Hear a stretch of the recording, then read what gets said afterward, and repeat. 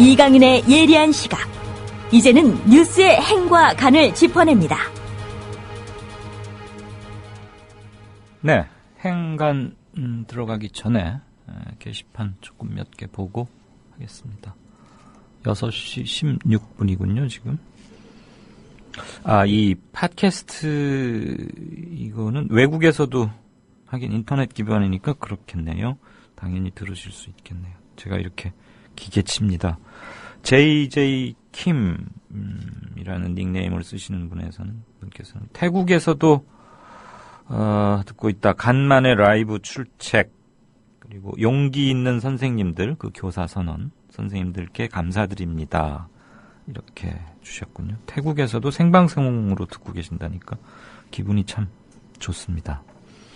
들으실만 하셔야 될 텐데 걱정이네요. 그리고 문광님께서는 지금 그 안성 금수산 그 구원파 유병원 씨가 이끌고 있는 뭐 종교 시설도 있고 뭐 이런 곳이라고 그러죠. 거기 뭐 수사관들이 갔는데 극렬 저지하고 있다. 기자들 많이 모여 있고 무슨 자작극으로 보이는 뭐도 있다. 이런 거를 실시간 상황을 올려주셨습니다. 네. 조금 있다가 한 번 더 다시 전광판 보기로 하고요. 오늘 행간 첫 번째는 한 이틀 정도, 한 3일 정도 길게 잡아도 한 3일 전쯤부터 세월호 추모 과정 그리고 수습 과정, 아마 결정적인 건 5월 9일인가요? 안산에서 열렸던 첫 번째 촛불 추모 집회. 물론 서울에서 계속 해오고는 있었지만 그때가 상당히 의미 있고 제대로 형식도 갖췄고 대규모였죠. 그걸 전후로 해서 이른바 보수 진영 또는 뭐 집권 여당 이렇게 말해도 되겠죠. 일부 그 정말 철없고 폐륜적인 일베들의 운동은 그냥 일단 놔둬버리고요. 그쪽에서 이번 세월호 수습 과정의 진영 논리로 치환시켜 보려는 또는 추모의 추모하는 사람들을 정치적으로 뭔가 색깔을 더 씌우려는, 그래서 프레임을 이렇게 두 개로 나누려는 그런 게 있지 않나. 그러니까 300여 명의 그 대규모 희생, 그 안타까운 희생을 정치적으로 이용하려는 시도가 보이고 시작된 것 같아서 참 안타깝고 위험하고, 그리고 경계해야 하고 분쇄해야 하는 그런 생각을 가져오고 있었는데, 오늘 한겨레 이면에 이제 그거에 관련된 기사가 하나 있고요. 제 칼럼은 가급적 말씀 안 드리려고 그랬는데 저도 그거를 주제로 오늘 썼기 때문에 그 오늘 한겨레 기사와 오늘 제 한국일보 칼럼을 두 개를 이렇게 묶어서 한 무더기로 말씀을 드리고 다른 건도 한번 해보겠습니다. 우선 첫째, 한겨레 이면, 대형 참사 앞에서도 어김없는 새누리의 쟁점 흐리기 전략이라는 제목의 톱기사 일부분 우선 들으시겠습니다. 새누리당이 국가적 비극인 세월호 참사에 대해서도 국가기관 대선 개입 논란 등 정치적 사건을 대할 때와 유사한 대응 방식을 보이고 있다. 국회 차원의 진상규명 요구는 절차적 이유를 들어 시간을 끌고, 국민들의 비판은 색깔론이라고, 야당의 요구는 정쟁이라고 몰아붙여 정치 혐오를 부추기는 방식이다. 황 의원 대표는 12일 국회 최고위원회에서 엄중한 시기임에도 정치적 선동을 하고 악용하는 정치 세력이 있어 우리는 더욱 자중해야 한다고 말했다. 황 대표가 지목한 세력은 세월호 촛불 추모제를 여는 시민단체들을 겨냥한 것으로 보인다. 전국적인 추모 인파 그리고 추모 열기라는 말은 적합진 않군요. 분노에 가까운 추모의 마음이 활활 타오르고 하니까 여기에서 도둑이 저발저리는 격으로 당연히 뭐 좀 그러긴 할 텐데 이걸 이제 되치기를 시도하고 있는 게 아닌가 싶어요. 일테면 촛불 추모제를 여는 시민단체들을 겨냥해서 여당의 대표, 뭐 물러갈 임기가 며칠 안 남았는데 굳이 이런 말을 하더라고요. 정치적 선동을 하고 악용하는 정치 세력이 있어서 자중해야 한다. 이거야말로 진영 논리화로 몰고 가려는 그 첫 발자국이자 시도인 거죠. 그리고 자기들의 우익 쪽 새누리당 집권 여당의 전통적인 지지층들에게는 위기의식을 강조함으로써 결집케 하고, 이제 새누리당이 박근혜 정부 출범 이후 정치적 고비에 이르거나 빅 이벤트가 터질 때마다 계속되는 뻔한 반복 패턴입니다. 그런데도 민주당은 그 학습 효과가 수없이 됐을 텐데도 매번 무력하거나 당하거나 뭐 이런 게 계속돼요. 더군다나 지금 야당은 공천을 둘러싸고 거의 내분 상태의 원래 공천이 시끄럽긴 하지만 이번 경우에 기초단체 안 하려다가 하는 과정에서 여론조사 그리고 안철수 측근의 이제 배려고 합당이니까 그 정도 정치적 저기는 지원은 있어야 되는 거 아니냐라고 생각했겠지만 그 과정에서 기존 민주당 측에서의 강력한 반발 그리고 무엇보다도 리더십이 약한 두 공동대표가 당을 제어하고 장악하지 못하니까 그냥 여러 의원들 중에 하나 정도밖에 지금 안 되는 거죠. 그래서 결과적으로 밖에 외부에는 매우 부실한 모습으로 비칠 수밖에 없다. 그래서 시각적 대비 효과를 보면은 전체적으로 그러니까 꼼꼼히 야당에 대해서 특별히 애정을 갖거나 그 행간을 세세히 읽어주려고 하는 사람이 아니면 모래알 같은 야당 이렇게 비칠 수밖에 없는데 새누리당에서는 아예 이렇게 지금 차근차근 쟁점 흐리기 전략 또는 진영 논리화를 시도하고 있는 거죠. 정치적 선동 세력, 선동하고 있다, 선동하지 마라 이렇게 내세우는 색깔로는 불리한 정치적 사건이나 상황에 대해서 새누리당이 내놓는 전형적인 대응입니다. 딱 하나만 예를 들면 작년 6월 국정원 대선 개입 사건 진상규명 요구가 거셀 때 김진태 새누리당 의원은 당시 주임검사의 학생운동 이력을 거론했어요. 주 암흑의 검사였죠. 그래서 검찰 수사 결과가 이거 제대로 객관적으로 된 게 아니고 색깔 있는 검사, 좀 빨가죽죽해 보이는 검사가 조사한 것이다. 이런 식으로 말도 안 되는 딴지를 부려서 일단 발목을 잡는 거죠. 그래서 흠집을 내는 거예요. 그래서 그 논란 가지고 한 2, 3일 시간 벌고 그러다가 이슈를 슬그머니 바꿔가면서 논점을 애초에 가려던 그러니까 마치 달을 가리키는 손가락으로 달을 가리키면 달을 보고 달에 대해서 얘기를 해야 되는데 갑자기 손가락 가지고 얘기를 하기 시작하면 달이 좀 사라지잖아요. 이런 것들을 잘해요. 대단히 짜증나게 그리고 얄밉게 잘해요. 근데 왜 야당은 그것을 효과적으로 분쇄하지 못하는지를 모르겠단 말이죠. 일테면 극우 망언들 있지 않습니까? 꼭 일베 그런 것들이 아니더라도 그런 거에 대해서 싸우고 지적하는 사람들은 대개 시민단체입니다. 또는 각종 담론 공간, 트위터나 페이스북 이런 데서 파워 트위터리안 또는 구름처럼 몰고 다니는 이런 사람들이 제기하는 것이지 당 차원에서 현행법에 의해서 끝까지 처벌을 해달라거나 하자라거나 이런 걸 이슈로 만들지를 못해요. 대단히 아쉽고 안타깝죠. 그 기사의 말미 대목 한 부분 더 들으시겠습니다.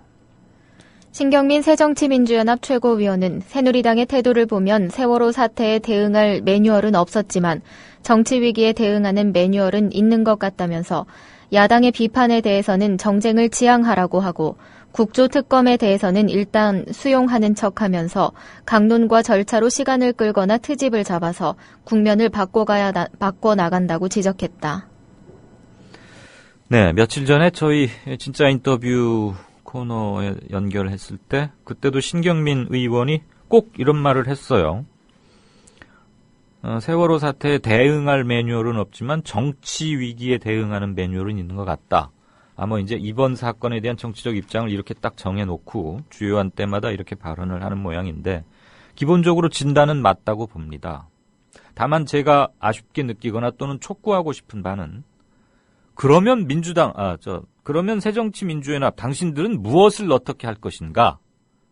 우리는 지금 정치평론가로부터 새누리당의 이번 국면에 대한 태도의 분석이나 논평을 듣고자 하는 것은 아니지 않습니까? 둘 다 플레이어죠. 입장이 다른. 그리고 매우 달라야 하는.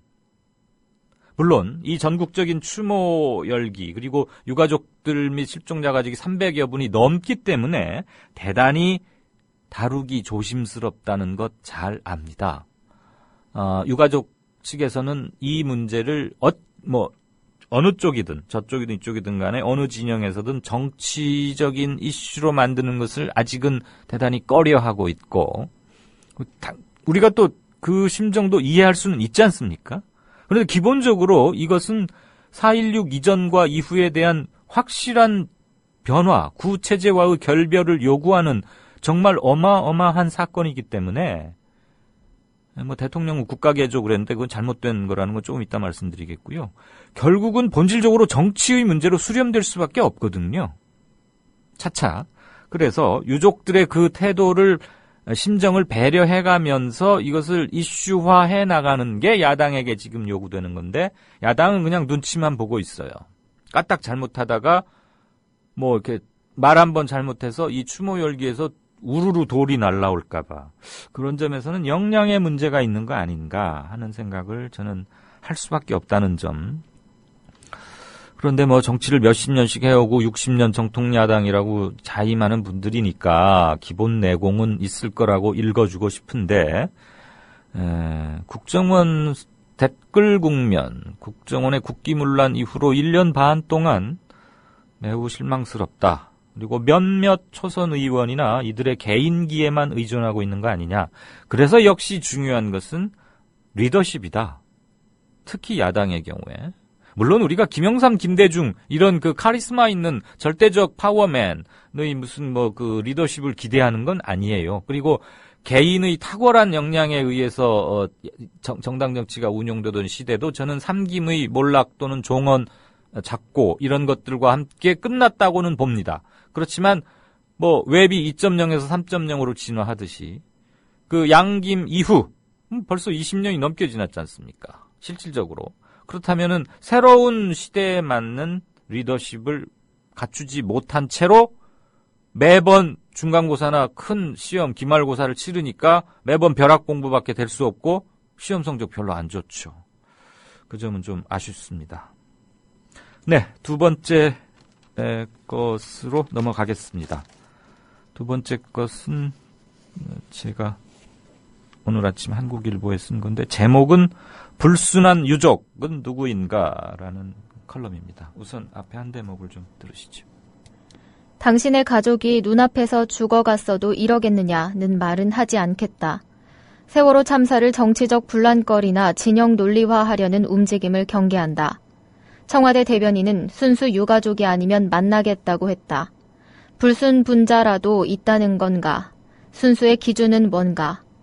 냉장고에 냉장실 비슷한 영상 7도 새벽 추위에 청와대 앞 길바닥에서 밤을 꼬박 지새운 유가족들이 안쓰러워 모포 한 장, 따뜻한 보리차 한 컵 들고 나온 효자동 주민들이 불순분자라는 얘긴가? 서울 H대 김모 교수가 페이스북에 대통령이 세월호 주인인가? 왜 청와대에서 시위하나? 유가족이 무슨 벼슬인 양 생 난리를 친다. 이래서 미개인이란 욕먹는 거다. 유가족에게 국민 혈세 한 푼도 주면 안 된다. 예의도 없는 짐승들에게 웬 지원이라고 썼다. 그는 한나라당 국민소통위원과 안전행정부 자유총연맹 보조금 심사 담당을 지냈다. 권력 주변의 쓰레기통이나 뒤지는 하이에나가 연상된다. 제가 권력 주변의 쓰레기통이나 뒤지는 하이에나가 연상된다. 이 문장을 초고에 써놓고 최종 원고에도 넣을까 뺄까를 굉장히 고민했었어요. 사실 뭐 품격 있는 문장이나 표현은 아닌데 그 뭐 김호월인지 김월호인지 그 홍익대 뭐 겸임 교수라는 사람 있잖아요. 정말 이 대목을 읽다가 저도 모르게 막 주먹이 쥐어졌고 순간 살의 같은 걸 느꼈는데 예의도 없는 짐승들에게 웬 지원? 아니 이 짐승보다 못한 놈이 죄송합니다. 놈이라고 그래서 유가족들에게 짐승이라는 표현을 쓰더라고요. 저는 그와 아무리 무슨 뭐 우랄 알타이족이니 무슨 뭐 DNA 이런 게 90몇 % 서령 일치한다고 해도 같은 한민족이라고 해도 전혀 같은 민족이라고 인정을 할 수가 없었어요. 아무튼 살의를 느꼈어요. 그래서 이자의 이력을 좀 보니까 권력 주변에 쓰레기통이나 뒤지는 하이에나가 딱 맞더라고요. 무슨 뭐 광고회사 다니다가 한나라당 뭐 이렇게 하다가 홍익대 뭐 겸임 교수 자리 하나 얻었던 모양인데 천방지축 막 날뛰고 까불더니 이제 이번에 십자포화를 맞았는데, 이런 사람들 페이스북에 뭐 그 좋아요 숫자가 막 50개, 막 70몇 개 그러고요. 댓글에 가면 물론 이제 치고받고 싸우긴 하지만 좋아요가 70몇 개라는 거는 참 깜짝 놀랐죠. 또 하나, 그 박승춘 저 국가보훈처장 있지 않습니까? 9.11 테러하고 요번 세월호 참사를 비교하면서 미국은 9.11 때 대통령 중심으로 단결해서 위기를 넘겼는데 우리는 막 뭐 대통령만 뭐라고 한다. 그 9.11은 외부의 테러거든요. 알카에다. 미국 외부에서 온 침략에 가까운 테러인 거고, 세월호는 우리 내부 문제 아닙니까? 근데 그걸 교묘하게 사리도 안 맞게 막 국민성을 들먹이면서 비하했어요. 저는 지금 한 3, 4일 전부터 주요한 그 포털의 담론 공간에서 감지되는 흐름이, 첫째, 대형 사건마다 대통령 책임을 묻는 건 미개하다. 이런 논조의 주장이거나 댓글. 야당은 이번 참사를 지방선거에 이용하려는 작태를 중단하라. 셋째, 유가족 배후에 불순 종북 세력이 있는 것 같다. 이런 것들이 부쩍 많이 보입니다. 그래서 이게 조직적으로 활동을 시작한 심리전 차원의 알바인지, 뭐 전국의 보수 우익들이 토론 끝에 이 세 가지로 논점을 모으자 해서 뭐 했는지 어쩌는지, 아니면 그냥 이심전심으로 했는지는 모르겠는데, 분명히 이건 이런 논조 주장을 펴는 것 자체가 정치적인 것이죠. 두말할 필요 없이. 그러면 순수하게 추모만 하라? 나중에는 추모하러 모이는 것도 정치적인 거라고 할 거예요. 왜? 정부의 반성을 촉구하는 거니까. 그럼 이것을 효과적으로 제압하는 게 칼럼니스트가 몇 번 쓰고 뭐 방송하고 JTBC에서 뭐 따끔하게 말하고, 물론 그거 필요합니다. 언론을 통한 외곽 지원 및 선도 기능이 분명 있지만 그것을 확실하게 끌고 갈 것은 정당과 시민사회 단체 양두 체제로 가면서 우군을 넓히는 그런 국면이어야 한다고 보는데, 그러지 못하고 있는 점 좀 아쉽다 하는 겁니다. 마지막 대목을 함께 마저 조금 들어보시겠습니다. 제 글이라서 자꾸 중언부언하면 여러분께서 좀 짜증내실 것 같아서 그냥 꼭지만 읽어드리는, 그렇게 좀 하겠습니다. 대통령을 지지하는 것과 책무를 다하지 못한 대통령에 대한 비판을 혼동해서는 안 된다. 위에서 예를 든 일련의 발언은 대통령을 아끼는 게 아니라 대통령을 헌법 미준수자로 만드는 동시에 국민과 이간시키는 극약이다. 참사 원인을 해운사의 탐욕에서 찾으면 대한민국 옹호이고, 정부 대처 능력을 비판하면 대한민국 부정으로 몰고 가려는 음험한 시도를 규탄한다. 평형수가 부족해 큰 배가 침몰했는데 그 참사를 겪고도 생각의 평형을 못 잡는가. 명토 박아서 말한다. 개조해야 할 것은 국가가 아니라 정부와 관료주의다. 4.16은 인본에 대한 근본적 질문이다. 가만히 있으라면 가만히 있어야 하는 동물 농장이 아니라 사람이 주인인 나라를 만들 마지막 기회다. 네, 대통령은 국가 개조하겠다고 그랬고 지금 장관들한테 숙제 냈고요. 오늘 4시간 반 넘게 모여서들 막 난상토론했답니다. 거기다 숙제 내줘봐야 나오는 다 빤합니다. 그 머리, 그 수십 년 된 직업 관료들이 써서 준 보고서들 가지고 막 말해봐야 뭐가 나오겠습니까? 보리를 아무리 씻어서 밥 짓는다고 그게 쌀밥이 됩니까? 보리밥이죠. 명토 박아서 대통령과 장관들에게 분명히 말합니다. 개조해야 할 것은 국가가 아닙니다. 정부의 무능, 즉 정부와 정부에 만연돼 있는 관료주의입니다. 4.16 세월호 300여 명 희생자들이 우리에게 근본적으로 던지는 질문은 사람으로 돌아가라. 인본, 이겁니다. 일이 돌아가는데 무슨 만상토론이 필요하고 그렇습니까? 천박한 자본주의의 병폐, 이런 거 다 대학교 1학년 때 배우는 경제학개론 그 첫 장에 다 나옵니다. 다 지적돼 있어요. 그냥 쉽게 말하면 돼요. 상식과 원칙으로 돌아가면 돼요. 그런데 집권 여당 측에서 생각하고 있는 상식과 원칙의 범위와 우리들이 대극적인 개념의 우리가 아니라 그냥 평범한 합리적인 시민들이 생각하는 상식 원칙의 범위가 교집합이 너무 작다는 게 문제겠죠? 그것을 일부러라도 교집합을 크게 하라! 그게 요번에 희생당해간 그 수많은 300여 영령들이 우리에게 내린 명령이자 숙제라고 봅니다. 저쪽에서 그 꽉 막힌 사람들 한쪽으로 그러니까 생각의 평형을 못 잡고 있잖아요. 평형수가 부족해서 세월호는 침몰했는데 생각의 평형을 못 잡는 사람들에게 우리가 평형을 강제적으로도 잡아줘야 하겠고 그 역할에 뉴스, 우리 국민TV, 라디오 등등 대한 언론 당연히 해야 할 것이고요. 진보적, 양심적 학자, 사회 세력 굳게 나가서 사람으로 돌아가자. 결국 사람이 문제다. 이런 말씀을 다시 한번 드리고 싶습니다. 세 번째 고른 거는요. 해경 얘기 한 번만 더 하겠습니다. 해경 예산이 1조입니다. 1조. 그 해경 반대 그러니까 경찰청을 그러니까 육지에 있는 경찰을 육경이라고 불러요. 자기들끼리는 육경 해경.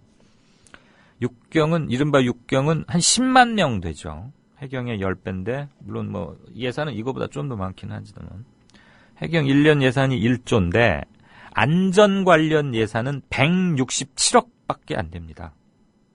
167억. 그리고 특수구조단 전용 헬기도 없어요. 이러니 우리가 해경에게서 구조를 기대했다는 것 자체가 나무에 올라가서 물고기를 잡으려고 했던 거 아닌가 싶은데 기사의 한 대목 중앙일보 토비였는데 그것 좀 들으시겠습니다. 세월호 사고가 난 지난달 16일 오전 9시 30분 부산시 다대포동에 있는 해양경찰 특수구조단의 출동 명령이 떨어졌다.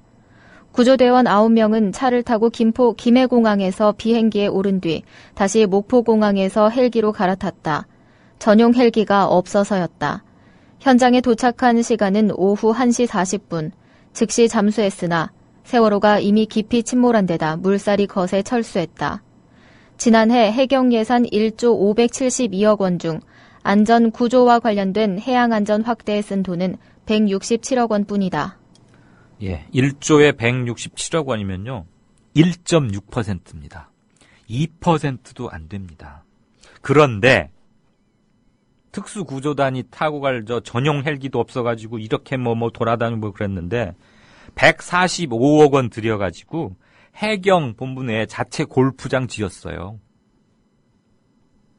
그리고 제주해양청은, 제주해경청은 166억 원을 들여서 신청사를 짓겠다고 예산 신청해놨고 일단 배정은 돼 있습니다. 그런데 그 신청사를 어디다 짓는 줄 아십니까? 여기 청취자분들 중에도 제주 당연히 계시겠죠? 제주시 아라동이라고 하는 곳이래요. 근데 여기서 제주항까지 가려면 차로 10분 걸린답니다. 해경이 뭡니까? 해안가에서 바다로 나가서 일하는 게 해경이잖아요. 그러면 출동하기 좋은 데다 지어야지. 제주 아라동이 얼마나 제주의 중심가고 땅값이 비싸고 이른바 좀 관공서는 이런 데 있어야 돼 하는 곳에 아라동이 그런 곳인지 저는 잘 모르겠는데 한마디로 그 넋 빠진 거 아닙니까? 신청사가 중요해요? 이번에 그 세월호 학생들 1, 2, 3 해군 해경 정이라고 그러죠. 함은 200명 이상을 태울 수 있는 게 함이고 정은 그거보다 미만. 그러니까 좀 작은 게 정. 그래서 함정이라고 하는데 이번에 세월호에 출동한 유일한 배가 해경 1, 2, 3호 정이라는 거 아닙니까? 123정, 1, 2, 3정인데 거기 탔던 승무원들이 해경들이 뭘로 깰라고 그랬잖아요. 선실 유리창. 근데 배 유리창이 좀 딱딱 단단할 거 아니에요. 방탄인지 뭔지는 모르겠는데 아무튼 꽤 단단하겠죠. 그 큰 배. 그걸 못 깨가지고 글쎄 그냥 그 아이들 두고 온 거 아닙니까? 그러면 145억 들여서 골프장 짓고 새 집 짓는데 166억이나 들여가면서 그것도 시내 한복판에다. 그래서 출동하려면은 10분간 차 타고 가서 제주항에 도착해서 거기서 또 배로 갈아타고.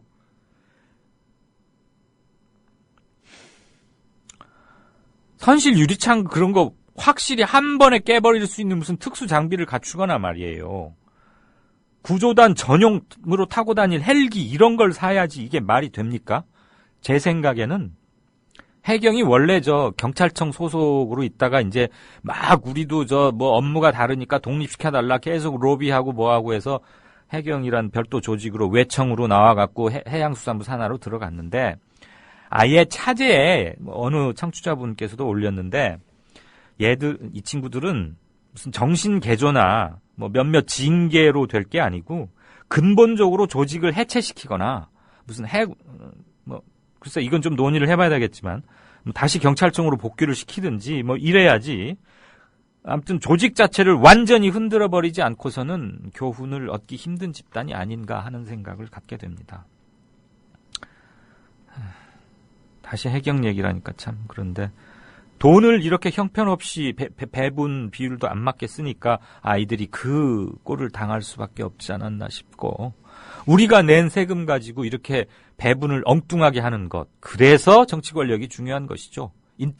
물적 자원의 배분권을 획득하는 것. 그게 정치이고 여러 가지로 교훈을 남깁니다. 조금 전에 어떤 청취자분께서 Why not? 이라는 분께서 왜 정치적이면 안 되나요? 정부, 국회, 국가, 정책 모두가 정치 아닌가요? 맞습니다. 맞고요. 저도 기본적으로 생각을 같이 합니다. 단지 지금 유가족들의 정서를 고려해서 세심히 다뤄나간다라는 단기간 내의 전술적 차원에서 드린 말씀입니다. 다음 인터뷰가 기다리고 있기 때문에 행과 간 여기서 맺겠습니다.